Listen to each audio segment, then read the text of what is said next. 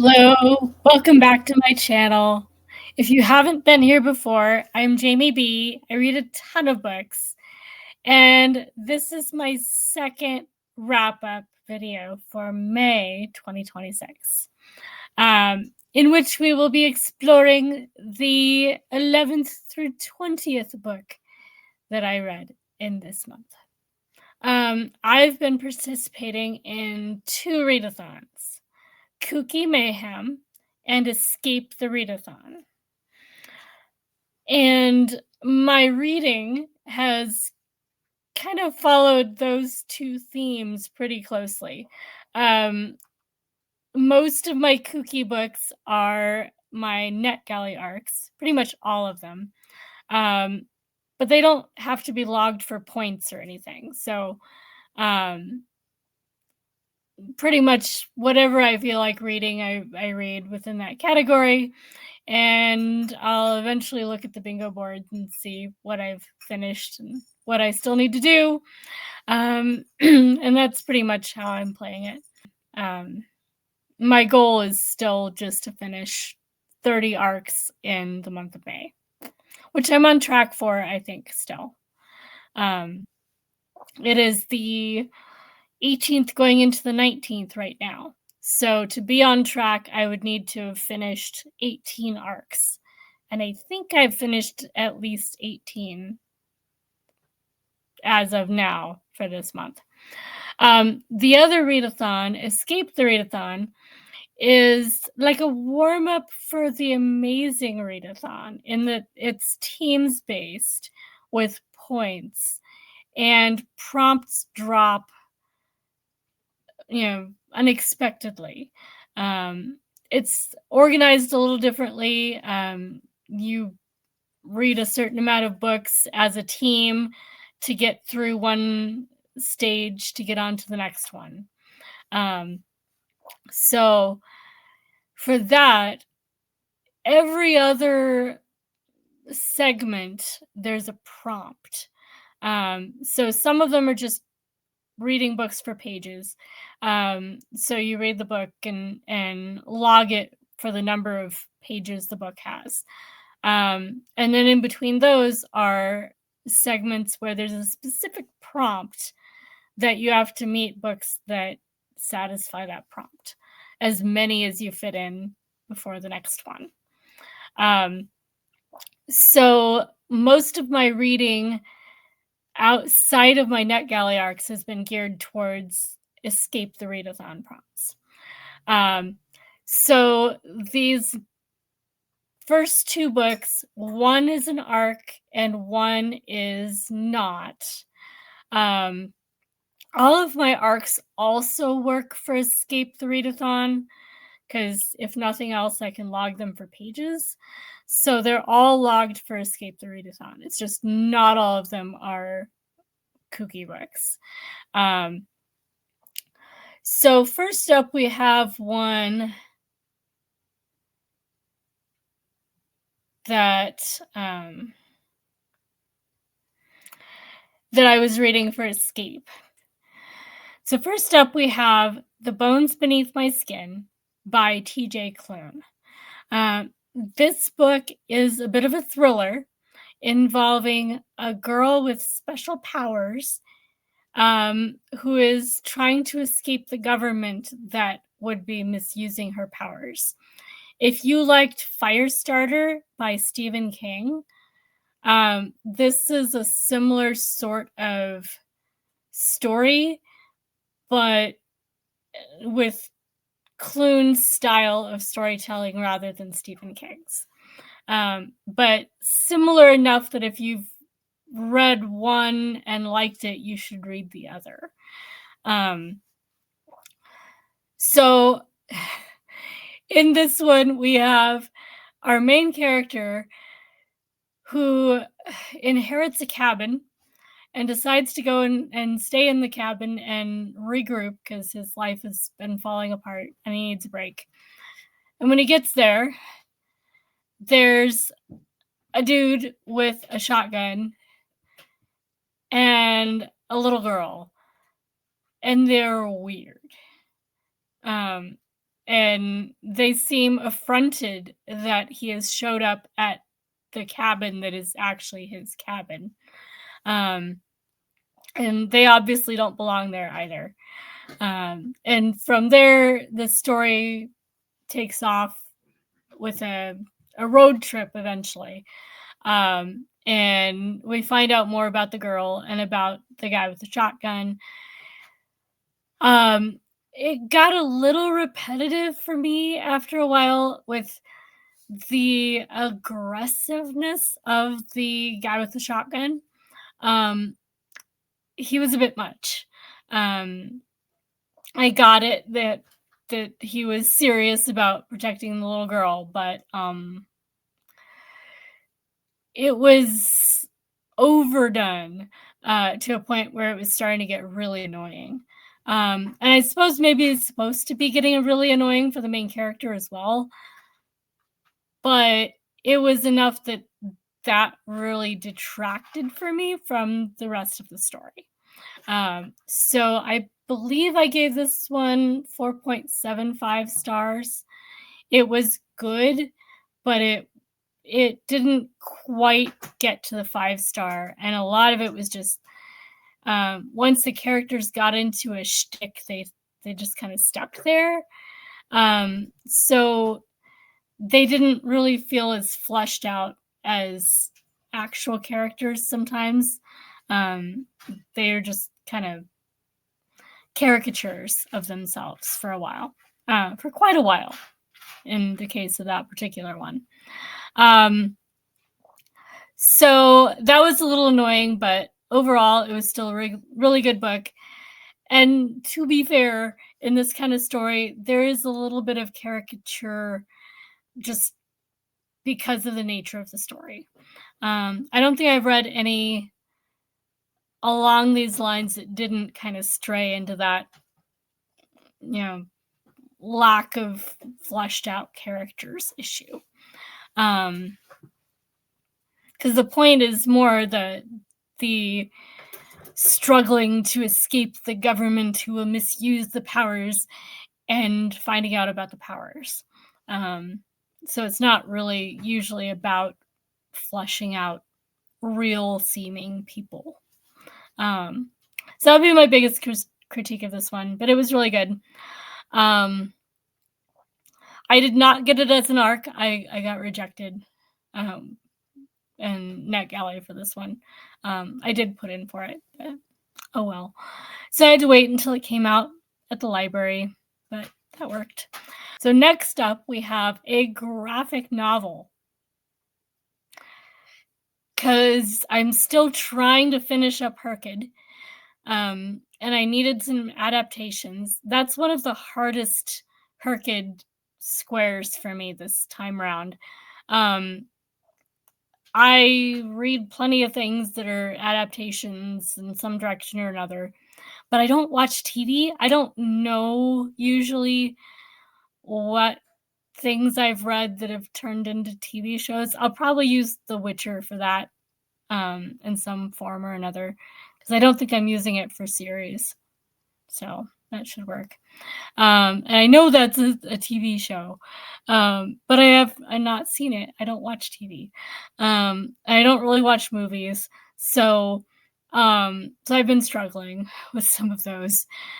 But I did find a graphic novel on NetGalley for a novel that I read several times, mostly years ago. I haven't really reread Animal Farm in a while, but I reread it so many times at this point that I know the story. I did follow the story really well.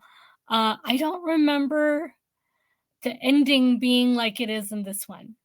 So now I'm gonna have to eventually reread Animal Farm, because in some ways it was less negative, less traumatic than I remembered. But maybe that's just me remembering reading it when I was a kid, because that's when I really remember having read it. I know I reread it in college, but I had other things on my mind. I was not a literature major. So I was just reading it in between homework, probably while I was a physics major. So not much to do with what I was actually studying. Anyway, so Animal Farm, if you have not read it, is about a farm where the animals take over and chase the farmer off and become their own masters. And they institute a communist way of life. And this was a Cold War era novel that was very popular as a tale, a cautionary tale about what happens in communism, the tragedy of the commons, and how those in power are going to be corrupt no matter what the economic system is. And unless you have something like democracy that actually works, communism might actually just be handing over all the power to a dictator. Which is an argument that has been made in other forms as well. And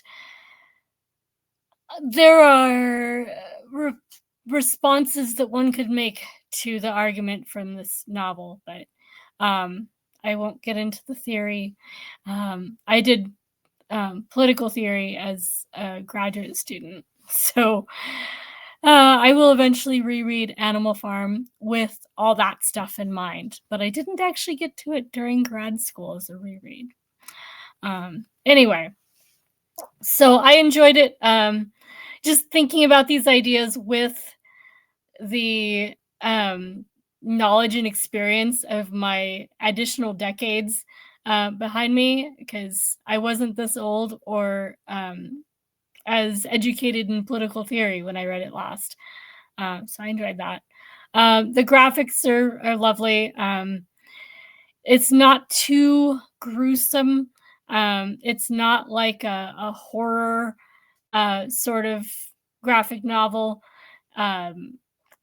Yeah, it's still maybe not something you give to your 5-year-old, but if they're old enough to read Animal Farm, they're probably old enough to tolerate the images on page in this one. Although if your kid is reading Animal Farm and you're concerned, you could read it with them, because there's a lot of big ideas and a lot of things they might like to talk about with somebody more grown up. Why doesn't it work when, it's supposed to be, even and fair for everybody? What does fair mean? There's all sorts of very important concepts for modern society in this book. So anyway, and if you haven't read Animal Farm, you should probably read Orwell's actual, text Animal Farm as well. But this is definitely a fun adaptation of it. Next up, we have one that did not work for me. This is an arc from Netgalley, A River from the Sky by Ai Jiang. So the first book was well received. The second book, not so much. I felt bad about giving it the rating that I did. It got 1.5 stars from me. I almost never give that kind of rating except for Netgalley arcs, because I don't DNF them, I finish them. If it was not for it being a Netgalley arc, I would not have finished the book. It would have been a DNF, and I wouldn't be giving it a 1.5 star rating. And I read through other people's reviews before I actually posted mine, just to see if maybe I was missing something and it was really an amazing book. And a lot of people had issues with this one, and were disappointed because they really liked book one. So the fact that I have not read book one apparently is not at issue. I can definitely parse out the difference between a book being hard to read because I haven't read the first book, and the book just not being a great book. I suspect that with the right editor, this could be a good book. But this is a novella-length book, and it takes on this epic revolution and overthrow of the gods narrative. This is the kind of plot that with someone like a Brandon Sanderson would take thousands of pages. For better or for worse, and maybe the story could be told in fewer pages, but not in 180 pages or less. This novella takes on way too big a story to be a novella. That revolution and overthrow of the gods could be a background. That could be the situation the characters find themselves in. But the story in this novella needs to be a story that can be told in a novella, not the whole epic that really didn't work in this size of book. As a result of trying to do everything in less than 180 pages, there was no space in this book for characterization and world building and all the stuff you need to tell the kind of story that this book is trying to tell. If you love it for the cover, that's great because the cover art is really well done. All right. One that I was not expecting to be a high rated arc, but that ended up being, I think, a 5-star, maybe 4.5 to 5-star, was Marginality by Jin Y. Park. This is academia writing, and I hadn't realized how much I missed the kind of reading and thinking I was doing in grad school till I read this one. And I was having so much fun with it. Like, oh yes, I've read that one. 'Cause, in books like this, there are constantly critiquing and expanding on ideas that are already in the literature within the concept field. So in this case, we're talking about othering, the people on the margins in society and how they fit into society, what they do for society, why there are always people on the margins, why if there aren't people on the margins, there become people on the margins.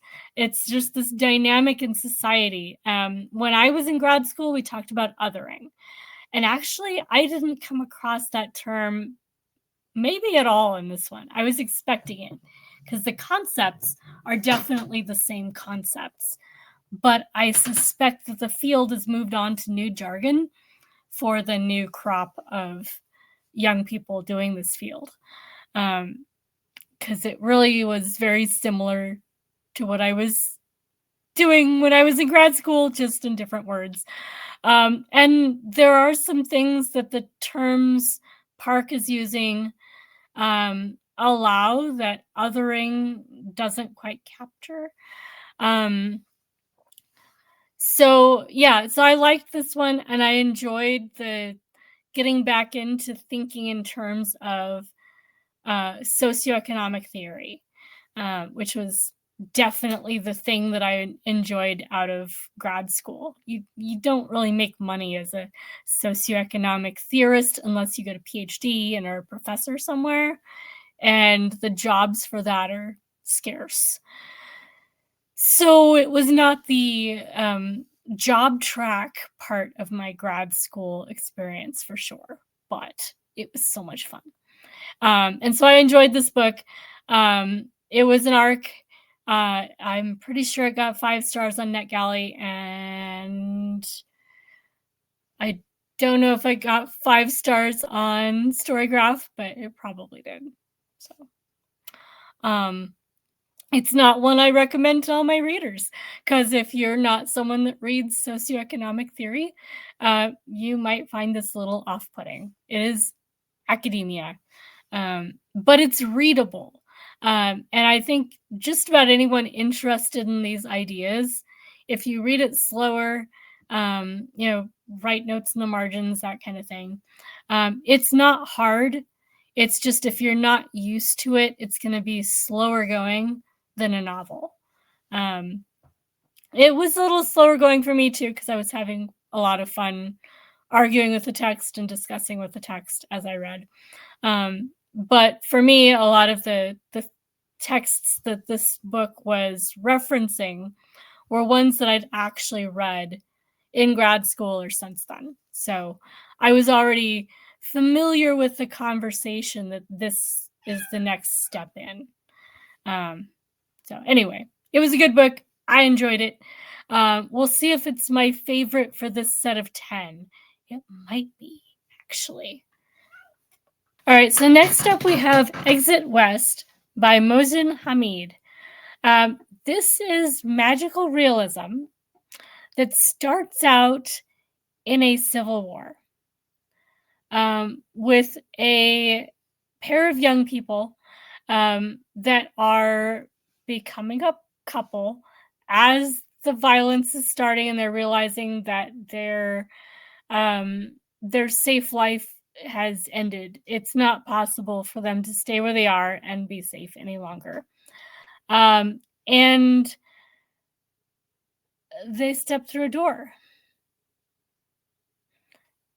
And there are other people that step through doors. And they end up in places that are maybe where they need to end up. There's a lot that could be discussed in, how they end up where they end up. And, like, where would you like to step through a door to? And, that kind of stuff. It's kind of, I don't know, it was a fun book, but it's like a modern fantasy that kind of shortcuts a lot of resolution of conflict that would otherwise have to happen.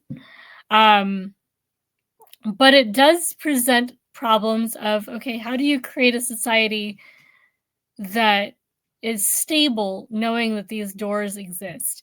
And there is some of that developing through this book. So it's kind of fun. It was good. 4.25 stars. There were things that I wish had been handled differently, and it didn't really click with me as much as I wanted to, I guess. Yeah. Yeah. Anyway. But it wasn't a bad book. Just not my favorite in this grouping. And not a 5-star. But 4.25 is not bad. It's just not 5-star. Next up, we have a book that is literary fiction and historical fiction. The Exiles by Christina Baker Kline is a heavy book about a young girl, Evangeline, who has gone to work as a governess and has fallen in love with the boss's son, which we know can't end well in the 1800s in England. And through various events, she finds herself on a transport ship to Australia, along with a bunch of other female convicts. Meanwhile, we also have a young native girl from Tanzania who is a favorite of a missionary woman who's rather horrible. Typical colonialist woman, very annoying. But she brings this girl to mainland Australia. And we're going back and forth between these two narratives, the English girls and this Tanzanian girl, as their stories eventually come together. And they find their footing in Australia in, the early days before it became what Australia is today. But I enjoyed this one. Don't remember what I gave it though. 5 stars. I thought so. So yeah, this was a 5-star book. So this one and Marginality would be the top contenders for this batch of books. All right, next up we have another literary fiction. This one by Jane Smiley. And I had the ARC for this one and was able to find a audiobook so that I could immerse and read it, which is always nice. The Exiles I have in print as well, and Exit West. Those two I can remove from my shelf, so it's very nice. Lidie, The Further Travels and Adventures of Lidie Newton by Jane Smiley, is set in 1855. And we are following Lidie Newton, whose husband is an abolitionist and has been murdered in Kansas Territory. And she has to move on and find a life for herself post-widowing. And so she goes to her sisters, and they have a daughter. So Lidie's niece, who's interested in the theater. And in their conservative rural community, that's never going to happen.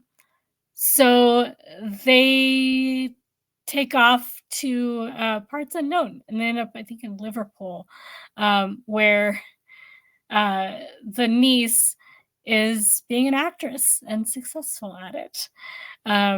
So there are two women traveling around in the mid 1800s in Liverpool, and in general, UK and the US, without a male chaperone, just being two women on their own. Shock, horror. So it's historical fiction, literary fiction. Also gets into a lot of gender issues. The options available to women at that time, and some race issues as well, because they're coming out of the US, out of the,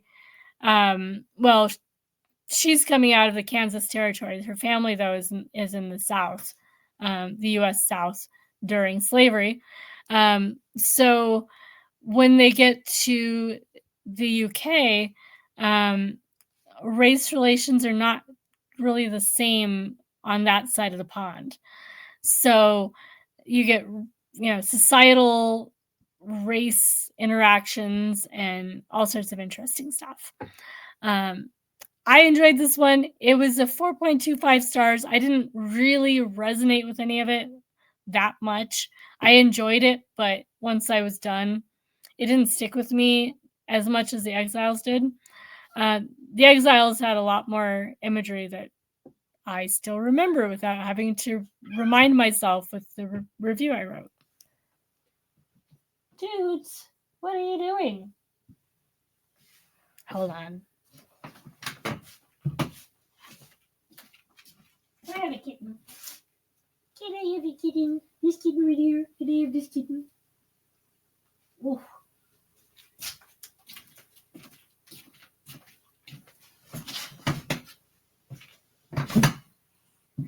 All right, I have a kitty in timeout. Oh my goodness. Mwah. It's your brother being mean. Yes. Okay. Got my little helper. This is Chesper Womcat. Because he reminds me of a wombat. Appropriate. We were talking about an Australian book. Wombats. Mwah. Okay. The next up we have She Walks at Night by Seishi Yokomizo. This is a classic Japanese crime novel that has been translated into English and is part of a series. It follows our intrepid hero.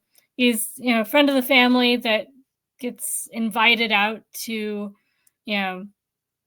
this family's like vacation home or something. I'm not sure exactly, if it's like their summer home or what, but he's invited to stay. It reminded me of some Hercule Poirot stories where Poirot gets invited out to the manor house, that kind of setting. There's some peculiar things going on, and there's some sleepwalking that's maybe tied up with some crime activity or something. People are not what they seem, though. I found the ending a bit gimmicky, frankly, but it certainly was a twist. And I'm reading this as a Western reader with a Western tradition of what constitutes cheating in the crime novel world. I'm not sure that those standards are as fairly applied when you're reading classic genre fiction from other countries and traditions. So I liked it. I did find the ending a little bit abrupt. So it could have been handled better, but it was still fun. Yeah.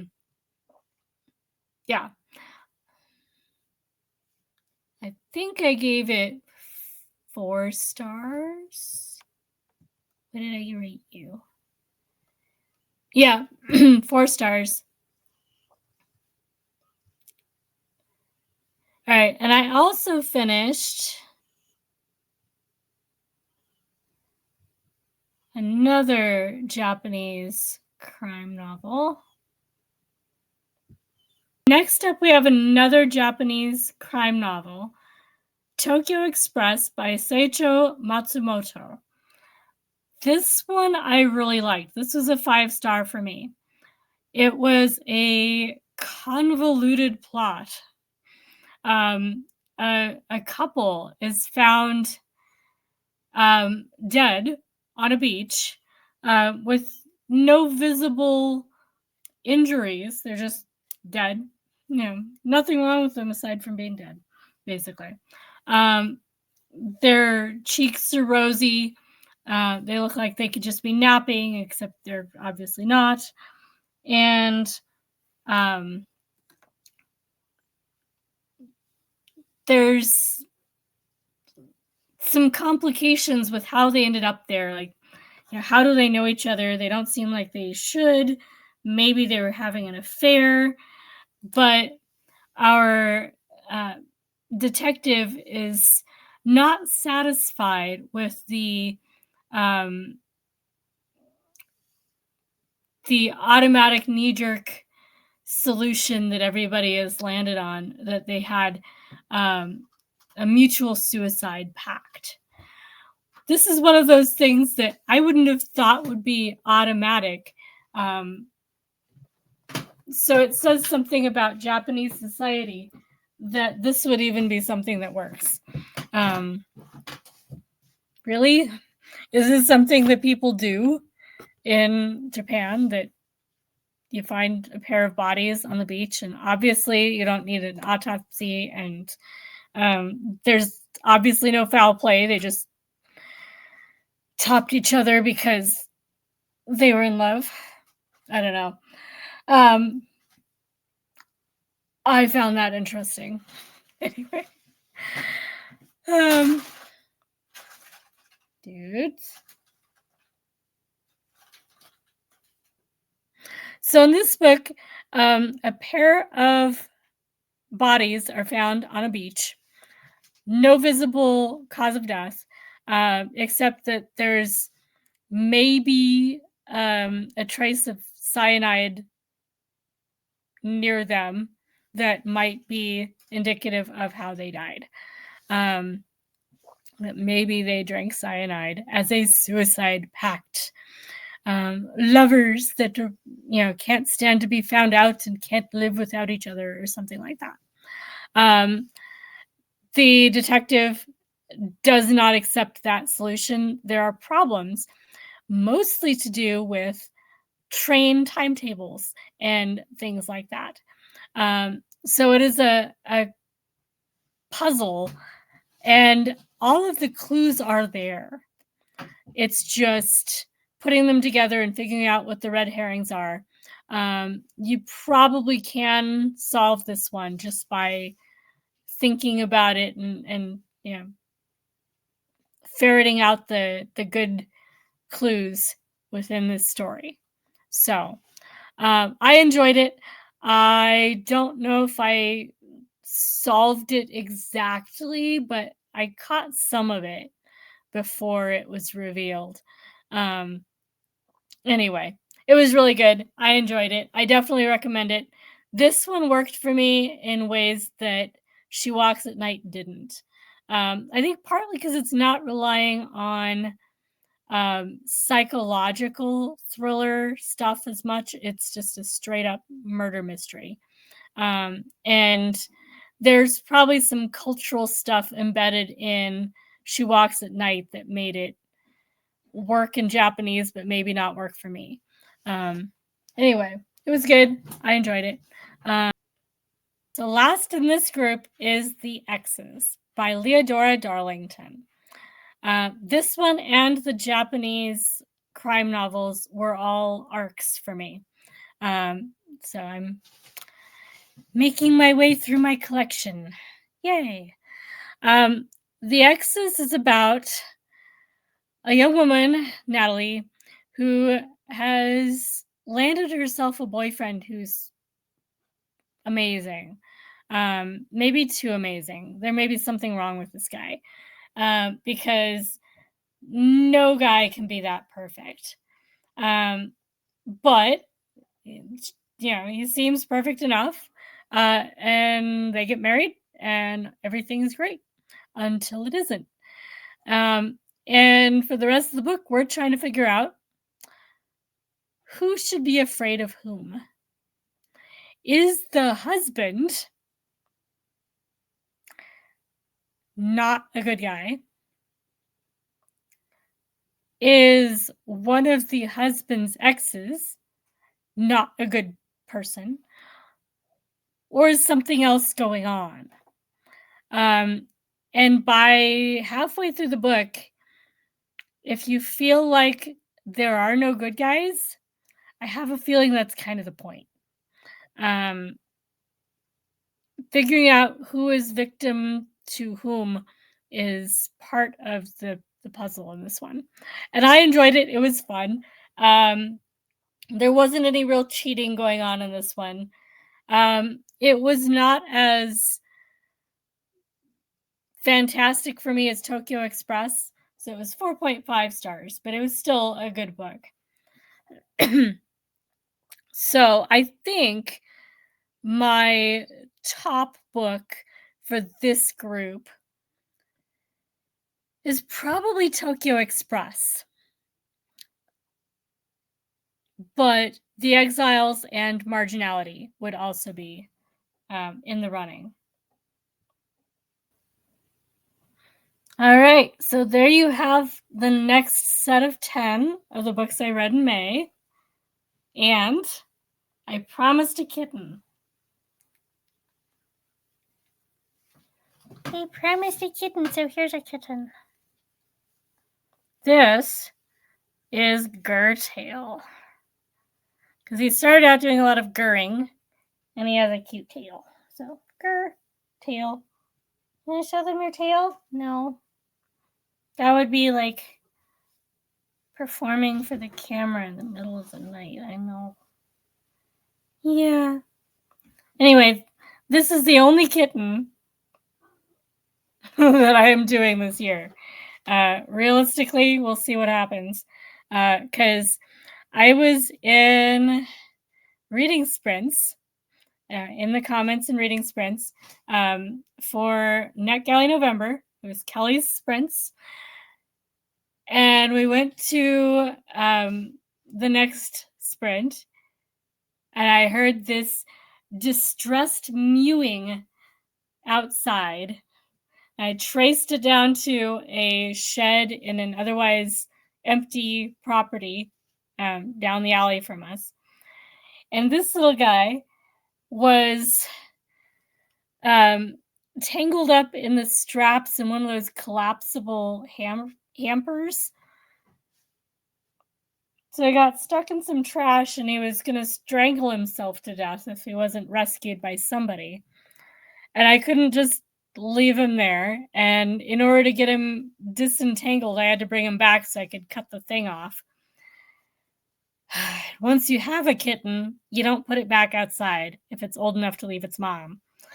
So I swore I was not doing a kitten. I was not going to be doing kittens this year. I'm trying to do a bookstore. But I have a kitten. He's going to go to the shelter this week. Oh gosh, you're going to the shelter. I'm not keeping a kitten. But he is adorable.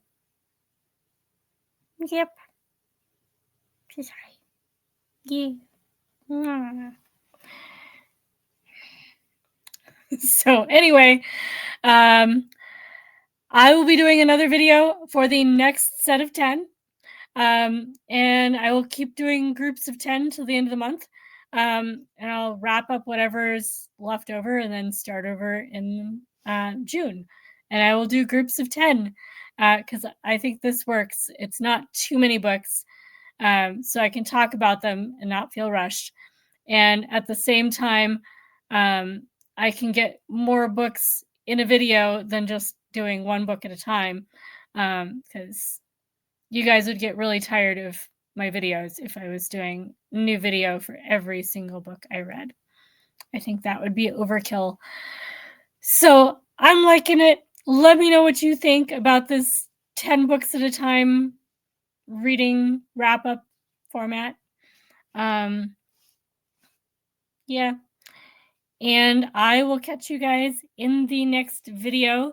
Let me know in the comments if you have read any of the books that I've talked about. A lot of these were ARCs when I read them, but are out now. I will put the when they're published part in the description. So if they have not been published yet, I think all the ones I read are, but there might be one that's not quite yet. But if you have read them, let me know what you thought. If you have not read them, let me know which ones you are going to read. Inquiring minds want to know. And yeah, I will see you in the next video. Gonna say bye to the people. Say bye to the people. Bye. Mwah. I'm going to say bye. No, I'm not say bye. I'm not a performing kitten. Not a performing kitten. Never. Not performing. Not that kind of kitten. Bye. Bye. Okay.